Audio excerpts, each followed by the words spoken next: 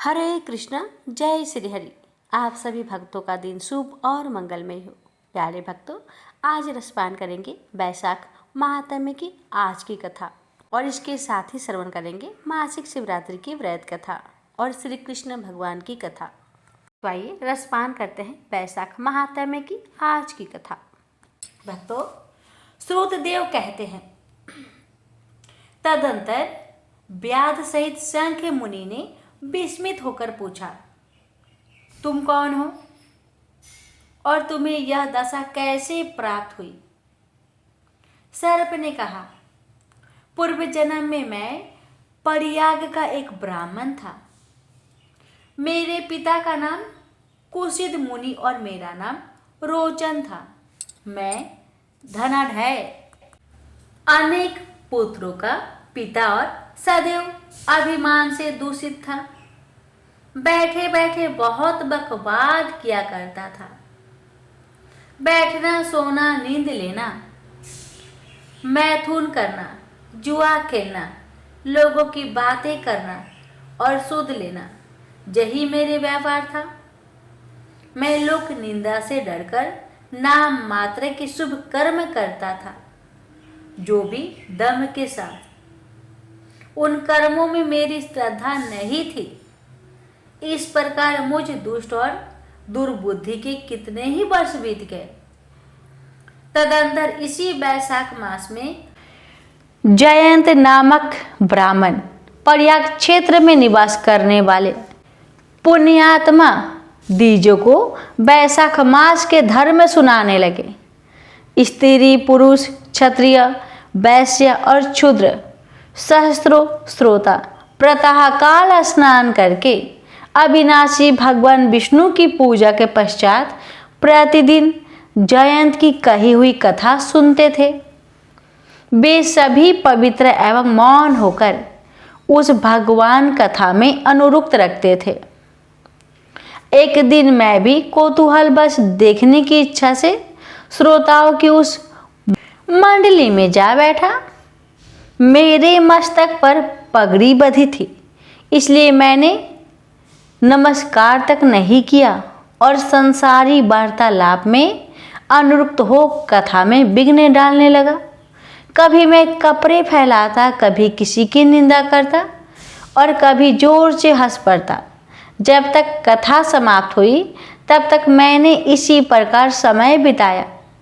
तत्पश्चात दूसरे दिन सन्निपात रोग से मेरी मृत्यु हो गई। मैं तपाए हुए शरीर के जल से भरे हुए हलाहल नरक में डाल दिया गया और 14 मनवांतरों तक वहां यातना भोगता रहा। उसके बाद 84 लाख योनियों में क्रमशः जन्म लेता और मरता हुआ मैं इस समय क्रूर तमोगुनी सर्प होकर इस वृक्ष के खोखले में निवास करता हूँ। मुने, सौभाग्यवश आपके मुखा रविंद्र से निकली हुई अमृतमयी कथा को मैंने अपने दोनों नेत्रों से सुना, जिससे तत्काल मेरे सारे पाप नष्ट हो गए।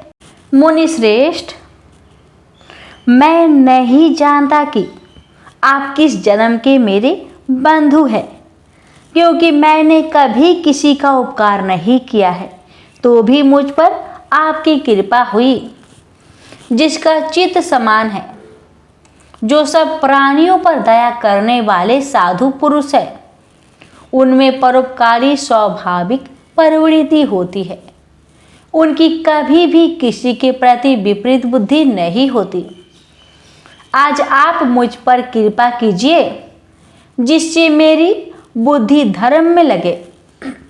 देवाधिदेव भगवान विष्णु की मुझे कभी विस्मृति ना हो और साधु चरित्र वाले महापुरुषों का सदा ही संग प्राप्त हो। जो लोग मद से अंधे हो रहे हो, उनके लिए एकमात्र दरिद्रता ही उत्तम अंजन है। इस प्रकार नाना भांति से स्तुति करके रोचन ने बार बार शंख को प्रणाम किया और हाथ जोड़कर चुपचाप उनके आगे खड़ा हो गया। शंख ने कहा, हे ब्राह्मण, तुमने वैशाख मास में भगवान विष्णु का महात्म्य सुना। इससे उसी क्षण तुम्हारा सारा बंधन नष्ट हो गया। द्विजश्रेष्ठ, परिहास, भय, क्रोध, देश, कामना अथवा स्नेह से भी एक बार भगवान विष्णु के पापहारी नाम का उच्चारण करके बड़े भारी पापी भी रोग शोक रहित वैकुंठ धाम में चले जाते हैं। फिर जो श्रद्धा से युक्त हो, क्रोध और इंद्रियों को जीतकर सबके प्रति दया भाव रखते हुए भगवान की कथा सुनते हैं, वे उनके लोक में जाते हैं। इस विषय में तो कहना ही क्या है। कितने ही मनुष्य केवल भक्ति के बल से एकमात्र भगवान की कथा वार्ता में तत्पर हो, अन्य सब धर्मों का त्याग कर देने पर भी भगवान विष्णु के परम पद को पा लेते हैं। भक्ति से अथवा देश आदि से भी जो कोई भगवान की भक्ति करते हैं, वे भी प्राणहारिणी पूतना की भांति परम पद को प्राप्त होते हैं। सदा महात्मा पुरुषों का संग और उनकी विषय में वार्तालाप करना चाहिए। रचना शिथिल होने पर भी जिसके प्रत्येक श्लोक में भगवान के सुयश सूचक नाम है, वही वाणी जन समुदाय की पाप राशि का नाश करने वाली होती है। क्योंकि साधु पुरुष उसी को सुनते हैं, गाते और कहते हैं जो भगवान किसी से कष्ट साध्य सेवा नहीं चाहते, आसन आदि विशेष उपकरणों की इच्छा नहीं रखते तथा सुंदर रूप और जवानी नहीं चाहते, अपितु एक बार भी स्मरण कर लेने पर अपना परम प्रकाशमयी वैकुंठ धाम दे डालते हैं। उन दयालु भगवान को छोड़कर मनुष्य किसी की शरण में जाए, उन्हीं रोग शोक से रहित चित्त द्वारा चिंतन करने योग अव्यक्त दया निधान भक्तवत्सल भगवान नारायण की शरणों में जाओ। महामते, बैसाख मास में कहे हुए इन सब धर्मों का पालन करो, उससे प्रसन्न होकर भगवान जगन्नाथ तुम्हारा कल्याण करेंगे।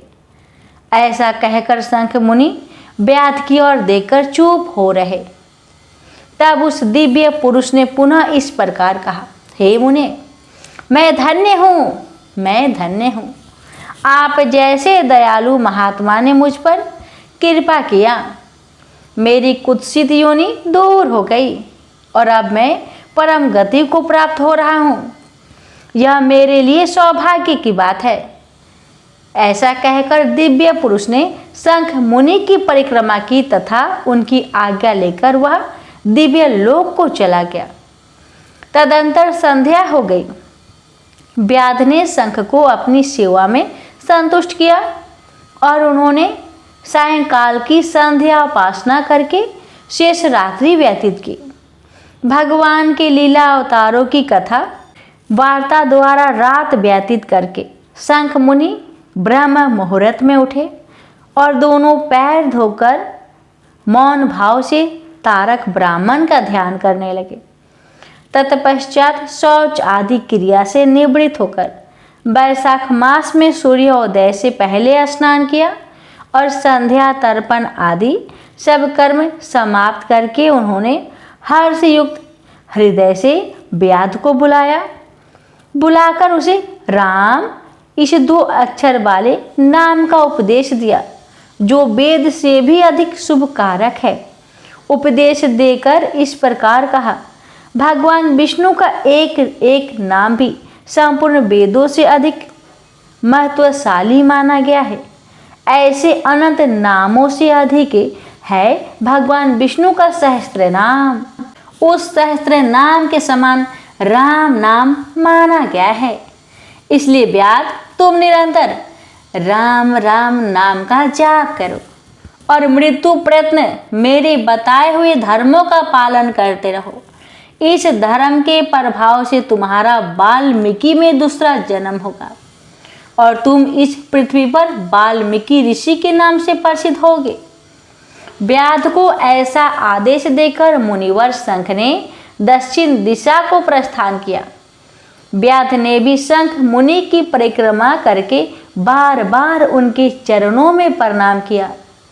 और जब तक वे दिखाई दिए तब तक उन्हीं की ओर देखता रहा।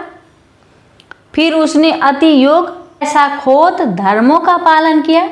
जंगली कैथ, कटहल, जामुन और आम आदि फलों से राह चलने वाले थके मांदे पाथिकों को वह भोजन कराता था। जूता, चंदन, छाता, पंखा आदि के द्वारा तथा बालू की बिछावन और छाया आदि की व्यवस्था से पार्थिकों को परिश्रम और पसीने का निवारण करता था। प्रातःकाल स्नान करके दिन रात राम नाम का जप करता। इस प्रकार धर्मानुष्ठान करके वह दूसरे जन्म में वाल्मीकि का पुत्र हुआ। उस समय वह महायशस्वी वाल्मीकि के नाम से विख्यात हुए।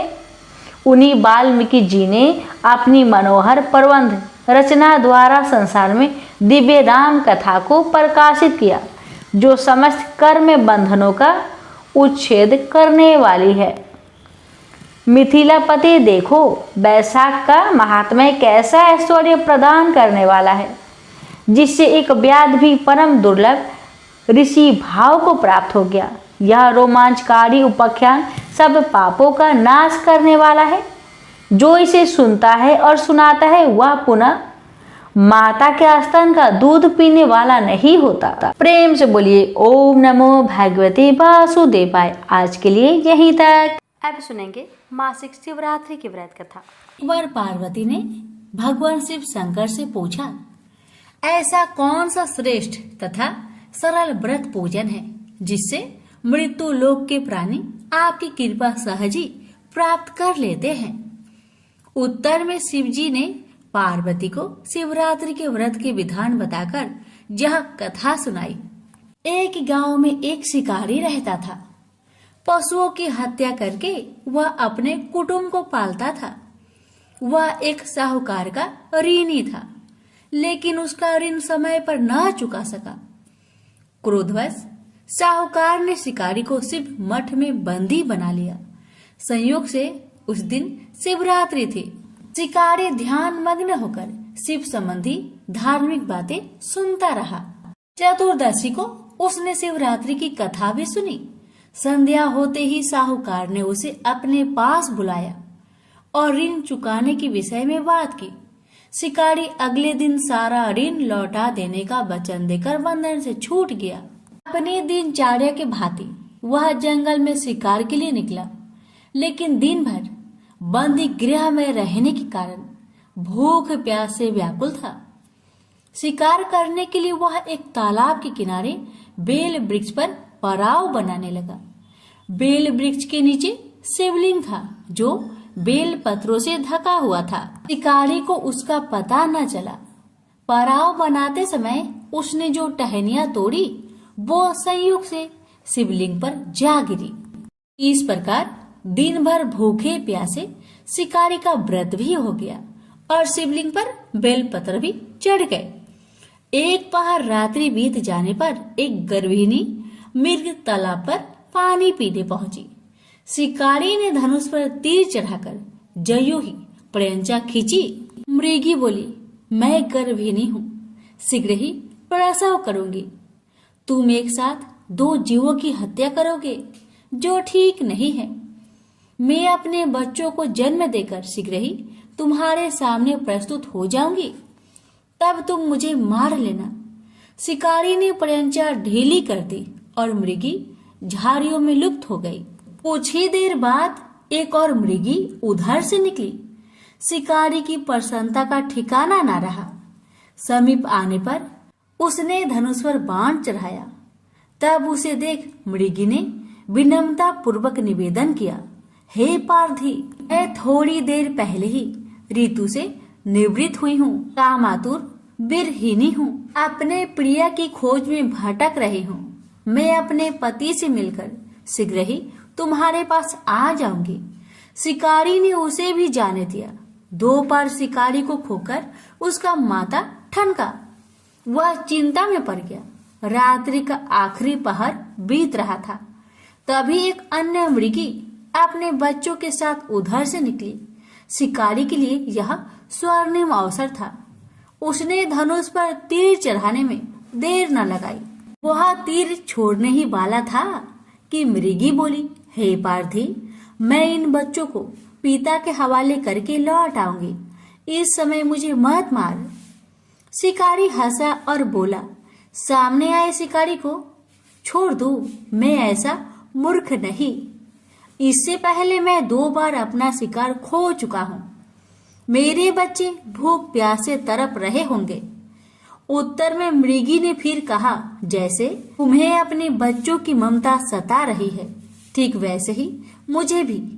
इसलिए सिर्फ बच्चों के नाम पर मैं थोड़ी देर के लिए जीवन दान मांग रही हूँ। हे पार्थी, मेरा विश्वास कर, मैं इन्हें इनके पिता के पास छोड़कर तुरंत लौटने की प्रतिज्ञा करती हूँ। मृगी का दीन स्वर सुनकर शिकारी को उस पर दया आ गई। उसने उस मृगी को भी जाने दिया। शिकार के अभाव में बेल वृक्ष पर बैठा शिकारी बेल पत्र तोड़ तोड़कर नीचे फेंकते जा रहा था। पाँव फटने को हुई तो एक हष्ट पुष्ट मृग उसी रास्ते पर आया। शिकारी ने सोच लिया कि इसका शिकार वह अवश्य करेगा। शिकारी ने तनी प्रयंचा देखकर मृग विनीत स्वर में बोला, हे पारधी भाई, यदि तुमने मुझसे पूर्व आने वाली 3 मृगियों तथा छोटे छोटे बच्चों को मार डाला है तो मुझे भी मारने में विलंब ना करो, ताकि उनके वियोग में मुझे एक क्षण भी दुख सहना ना पड़े। मैं उन मृगियों का पति हूँ।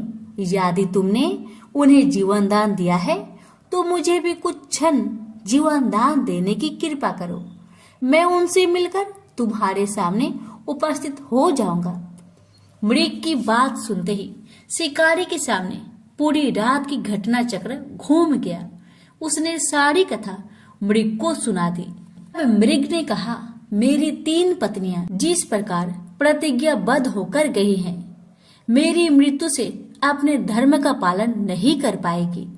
अतः जैसे तुमने उन्हें विश्वास पात्र मानकर छोड़ा है, वैसे ही मुझे भी जाने दो।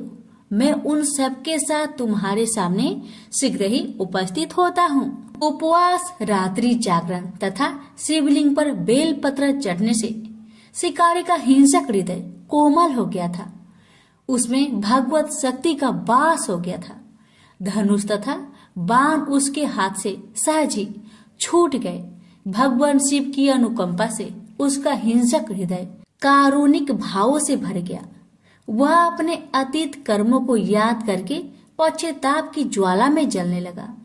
थोड़ी ही देर बाद मृग सपरिवार शिकारी के समक्ष उपस्थित हो गया ताकि वह उनका शिकार कर सके, किंतु जंगली पशुओं की ऐसी सत्यता, स्वाभाविकता एवं सामूहिक प्रेम भावना देखकर शिकारी को बड़ी गलानी हुई। उसके नेत्रों से आंसुओं की झड़ी लग गई। उस मृग परिवार को न मारकर शिकारी ने अपने कठोर हृदय को जीव हिंसा से हटा सदा के लिए कोमल एवं दयालु बना लिया। देवलोक में समस्त देव समाज भी इस घटना को देख रहा था। घटना का परिणति होते ही देवी देवताओं ने पुष्प वर्षा की। अब शिकारी तथा मृग परिवार मोक्ष को प्राप्त हुआ। तो प्रेम से बोलिए हर हर महादेव, माता पार्वती की जय। सुनते हैं भगवान श्री कृष्ण की महापुण्य फल देने वाली कथा। महाराष्ट्र के पढ़रपुर में भक्त त्रिलोचन जी और उनकी पत्नी निवास करते थे। वे भगवान श्री कृष्ण के बहुत बड़े भक्त थे। भक्त त्रिलोचन श्री वर्ण से वैश्य थे। उनका महाजनी का काम था। भगवान की कृपा से उनके पास धन की कोई कमी नहीं थी। उनके कोई संतान नहीं थी, लेकिन उन्हें संतान ना होने का दुख भी नहीं था। वे सदा भगवान की भक्ति में ही मन लगाए रहते थे, इसलिए उन्होंने संतान की आशा कभी नहीं की। भक्त त्रिलोचन जी की संत सेवा में भी बहुत निष्ठा थी। वह भगवान बद्रीनाथ के मंदिर में आने वाले दर्शनार्थियों को बड़े प्रेम से अपने हाथों से भोजन बनाकर खिलाते थे। दोनों पति पत्नी सारा दिन अपने हाथों से भोजन बनाते और साधु संतों और श्रद्धालुओं को खिलाते, इसलिए उनके घर पर सदा ही लोगों की भीड़ लगी रहती थी। जितने लोग भगवान बद्रीनाथ के मंदिर में दर्शन के लिए आते, उतने ही लोग त्रिलोचन जी के घर प्रसाद पाने आते। दोनों पति पत्नी बड़े भाव से सभी आगंतुकों की सेवा करते थे। समय के साथ दोनों पति पत्नी वृद्ध हो गए। वृद्धावस्था के कारण अब उनसे पहले जितना काम नहीं होता था, इसलिए कई बार संतों को प्रसाद के लिए इंतजार करना पड़ता था। कई बार संत भी उनके काम में हाथ बटाते थे, जिसके कारण उन्हें बहुत दुख होता था। धीरे धीरे उनके घर आगंतुकों का आना भी कम हो गया। इस कारण त्रिलोचन जी बहुत दुखी रहने लगे। एक दिन त्रिलोचन जी ने अपनी पत्नी से कहा, हम दोनों अब वृद्ध हो चुके हैं, अब हमसे उतना काम नहीं होता, इसलिए क्यों ना हम संतों की सेवा के लिए एक सेवक रख ले, जो संतों के सेवा के काम में हमारी मदद करे। त्रिलोचन जी की पत्नी बोली, ये तो बहुत अच्छा विचार है। अगर सेवक आ जाएगा तो हम पहले की तरह संत सेवा कर पाएंगे, लेकिन सेवक ऐसा होना चाहिए जो मन लगाकर साधुओं की सेवा करे। त्रिलोचन जी ने कहा, ठीक है। त्रिलोचन जी ने अपने घर के बाहर बड़े बड़े अक्षरों में लिख दिया, यह संत सेवा के लिए एक सेवक की आवश्यकता है। कोई सेवा भावी व्यक्ति भीतर आकर संपर्क करे। भगवान बद्रीनाथ श्री कृष्ण से त्रिलोचन जी की यह कष्ट देखा नहीं गया। अगले दिन स्वयं भगवान बद्रीनाथ एक किशोर बालक का रूप बनाकर उनके घर आ गए। उस समय त्रिलोचन जी भगवान के ध्यान में बैठे थे। किशोर बालक त्रिलोचन जी को प्रणाम करके बोला, साहब, आपको सेवक की आवश्यकता है। मैं आपके यहाँ सेवक बनकर काम करने के लिए तैयार हूँ।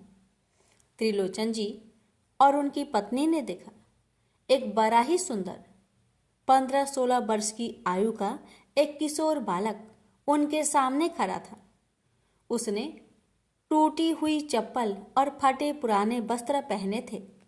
त्रिलोचन जी ने पूछा, बेटा, तुम्हारा नाम क्या है और तुम्हारे घर में कौन कौन है? बालक ने बताया, मेरा नाम अंतर्यामी है और मैं अकेला ही हूँ, मेरा कोई नहीं। यह सुनकर त्रिलोचन जी और उनकी पत्नी को उस बालक पर बहुत दया आई। त्रिलोचन जी ने उनसे पूछा, बेटा, तुम क्या काम करना जानते हो? बालक बोला, साहब जी, मैं घर के सभी काम कर लेता हूँ। त्रिलोचन जी बोले, हमारे घर में प्रतिदिन सैकड़ों लोगों का भोजन बनता है, क्या तुम रोज इतने लोगों का भोजन बना सकते हो? वह बालक बोला, साहब, आप बिल्कुल निश्चिंत रहिए, भोजन बनाने में तो मुझे विशेष क्षमता प्राप्त है। सैकड़ों लोगों का भोजन बनाना तो मेरे बाएं हाथ का काम है। मैं तो भोजन बनाने के साथ साथ आपके घर झाड़ू बर्तन और साफ सफाई भी कर दिया करूंगा। यह सुनकर त्रिलोचन जी बहुत प्रसन्न हुए। उन्होंने सोचा, यह तो हमें बहुत अच्छा सेवक मिला है। त्रिलोचन जी बोले, ठीक है, तुम यहाँ पर सेवा कर लेना, लेकिन यह तो बताओ, तुम यहाँ पर सेवा करने का क्या लोगे? बालक बोला, बाबूजी, मुझे बस भरपेट भोजन दे दो और रात को सोने के लिए जगह दे दो, मुझे बस इतना ही चाहिए। त्रिलोचन जी बोले, हमारे घर में भोजन की कोई कमी नहीं, तुम्हारी जितनी इच्छा हो तुम उतना भोजन करना, और हमारा घर भी बहुत बड़ा है, हम तुम्हें एक कमरा दे देंगे, तुम वहाँ आराम से रहना। वह बालक बोला, मैं आपके घर के सभी कार्य करूंगा, लेकिन मेरी कुछ शर्तें हैं। त्रिलोचन जी बोले, बताओ तुम्हारी क्या शर्तें हैं? बालक बोला, मैं सभी के लिए भोजन बनाऊंगा, लेकिन मेरे लिए आपको भोजन बनाना होगा, क्योंकि मैं अपने हाथों से बना भोजन ग्रहण नहीं करता। त्रिलोचन जी की पत्नी ने सोचा, यह छोटा सा बालक है, 2-4 रोटी में तृप्त हो जाएगा। वह बोली, ठीक है, मैं तुम्हारे लिए भोजन बना दूंगी। वह बालक बोला, मेरी दूसरी शर्त है, मैं कितना भी भोजन करूं, मुझे कभी यह मत कहना कि तुम इतना क्यों खाते हो। त्रिलोचन जी बोले, तुम भर पेट 4-5 रोटी खा लेना, हम तुम्हें कभी नहीं टोकेंगे। बालक बोला, 4-5 रोटी से मेरा कुछ नहीं होता, मैं दिन भर में एक समय ही भोजन करता हूँ, लेकिन एक बार में 4 से 5 किलो रोटियां खा जाता हूँ। त्रिलोचन जी बोले, तुम जितना चाहे भोजन करना, लेकिन संतों की सेवा में कोई कमी नहीं आनी चाहिए। बालक बोला, मेरी तीसरी और आखिरी शर्त है, आप किसी अन्य व्यक्ति से मेरी चुगली नहीं करेंगे कि मैं इतना अधिक भोजन करता हूँ। जिस दिन आपने मुझसे या किसी अन्य व्यक्ति से मेरे भोजन के बारे में कहा, मैं उसी दिन आपका घर छोड़कर चला जाऊंगा। त्रिलोचन जी और उनकी पत्नी ने बालक अंतर्यामी की सभी शर्तें मान ली। अगले दिन से अंतर्यामी के रूप में आए। भगवान ने त्रिलोचन जी के घर का काम करना शुरू कर दिया। अगले दिन त्रिलोचन जी सुबह सोकर उठे तो उन्होंने देखा कि रसोई घर में अलग अलग चूल्हों पर अलग अलग व्यंजन तैयार हो रहे हैं। अंतर्यामी भाग भाग कर 15 तरह के व्यंजन बना रहा है।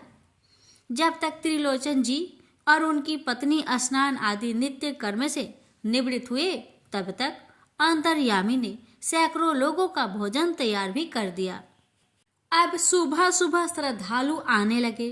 अंतर्यामी ने सभी को बड़े प्रेम से भोजन परोसा। त्रिलोचन जी अंतर्यामी की इस कार्य में मदद करना चाहते थे, लेकिन अंतर्यामी ने उन्हें कोई काम नहीं करने दिया। सारा कार्य स्वयं ही किया। अंतर्यामी का बनाया भोजन इतना शुद्ध और स्वादिष्ट था कि सभी ने उस भोजन की बहुत प्रशंसा की। भोजन करने वालों पेट तो भर जाता, लेकिन भोजन करने की इच्छा खत्म नहीं होती। सभी संतों ने त्रिलोचन जी से भोजन की बहुत प्रशंसा की। संत बोले, त्रिलोचन जी, आपके यहाँ हमने बहुत बार भोजन किया, लेकिन ऐसा स्वादिष्ट भोजन हमने कभी नहीं खाया। आपके सेवक अंतर्यामी ने तो कमाल ही कर दिया। त्रिलोचन जी और उनकी पत्नी बहुत खुश थे। वे दोनों बैठे बैठे देख रहे थे कि उनका सेवक कैसे सभी काम बड़े दक्षता से कर रहा है। सैकड़ों लोगों को भोजन परोस रहा है, उनकी बर्तन साफ कर रहा है, संतों के चरण दबा रहा है, उनकी सेवा कर रहा है। अंतर्यामी ने दिन भर आने वाले सैकड़ों लोगों को बड़े प्रेम से भोजन कराया और बड़े प्रेम से सबकी सेवा की। शाम के समय सभी काम निपटाकर अंतर्यामी ने त्रिलोचन जी की पत्नी से कहा, मैया, अब मुझे भी भोजन खिला दो, मुझे बहुत भूख लग रही है। त्रिलोचन जी की पत्नी अंतर्यामी के काम से बहुत प्रसन्न थी। वह बोली, हाँ बेटा, तू बैठ जा, मैं अभी तेरे लिए भोजन बनाती हूँ। त्रिलोचन जी की पत्नी ने सोचा, छोटा सा बालक कितना भोजन करेगा, अगर थोड़ा अधिक भी खाएगा तो 5 लोग जितना खाते हैं उतना भोजन बना लेती हूँ। उन्होंने 5 लोग भरपेट भोजन कर सके उतना भोजन बनाकर अंतर्यामी को भोजन करने के लिए बैठाया। स्वयं भगवान जो अंतर्यामी के रूप में आए थे, उन्होंने कुछ ही देर में सारा भोजन खा लिया और बोले, मैया, मुझे और भोजन चाहिए। त्रिलोचन जी की पत्नी आश्चर्यचकित रह गई। इतने छोटे से बालक ने 5 लोगों के बराबर भोजन खा लिया और अभी भी इसकी भूख शांत नहीं हुई। अंतर्यामी के लिए 5 और लोगों का भोजन बनाया गया, लेकिन उससे भी उनकी भूख शांत नहीं हुई। इस प्रकार अंतर्यामी के लिए बार बार भोजन बनाया गया और अंततः 50 लोगों के बराबर भोजन करके अंतर्यामी की भूख शांत हुई। इस तरह इतना सारा भोजन बनाते बनाते त्रिलोचन जी की पत्नी परेशान हो गई। अब यह उनका नित्य नियम हो गया।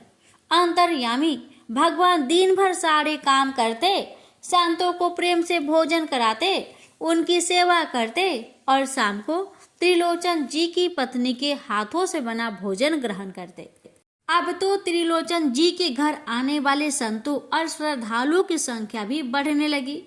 अंतर्यामी इतना स्वादिष्ट भोजन बनाता था जिसकी सभी प्रशंसा करते थे।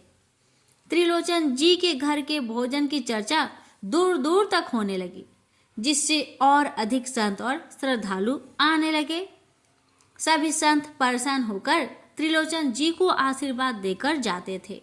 अब त्रिलोचन जी को कोई परिश्रम नहीं करना पड़ता था। उनके पास कोई काम ना होने के कारण उनके पास समय भी बहुत था, इसलिए वे अपना सारा दिन भगवान के भजन में, गाने में बिताने लगे।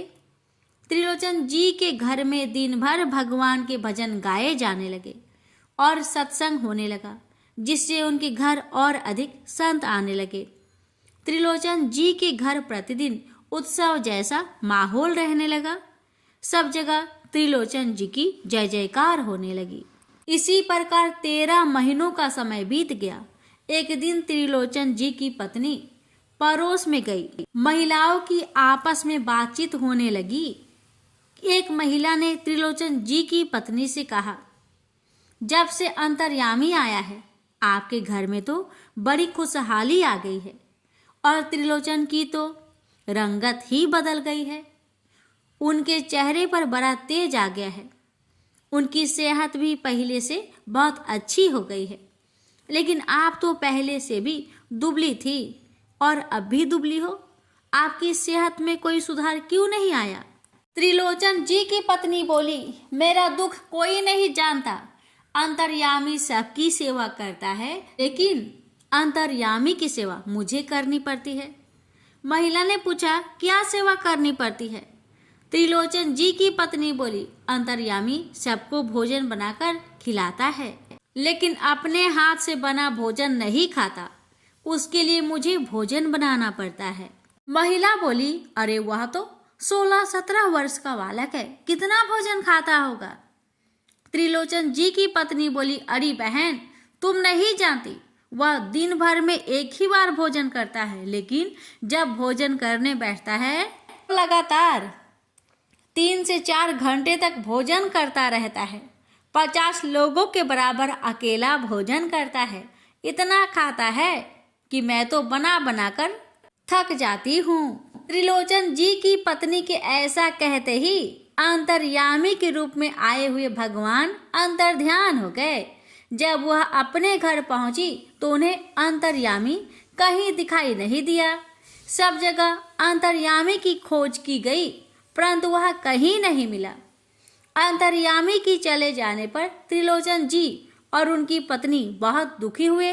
दोनों पति पत्नी अंतर्यामी की याद में रोने लगे। तो पति पत्नी भगवान बद्रीनाथ के मंदिर पहुंचे। दोनों ने भगवान से विनती की, हे प्रभु, आपने हमें संतान नहीं दी, उसका हमें कोई दुख नहीं, लेकिन एक सेवक हमारे जीवन में आया था।